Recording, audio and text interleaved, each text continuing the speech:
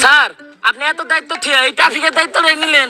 আরে বুদাই চিল্লাস তো হুদাই, ট্রাফিকের দায়িত্বেই তো মাল, একটা মুরগি ধরলেই 3000।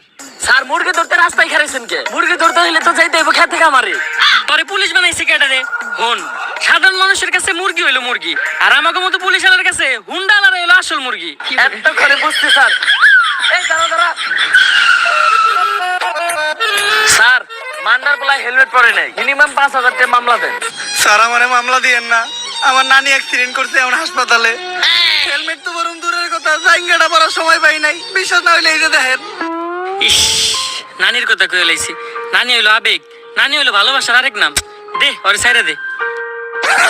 স্যার আমারে ছাইরা দিলেন স্যার, আমি অনেক ভালো ডায়লগ দিতে পারি স্যার, আপনি এনে একটা ডায়লগ দিই স্যার। আমার হেলমেট ছিল না, তাও ছাড়া আমারে মামলা না দিয়ে ছাইরা দিছে। স্যার আমার ভাই না, স্যার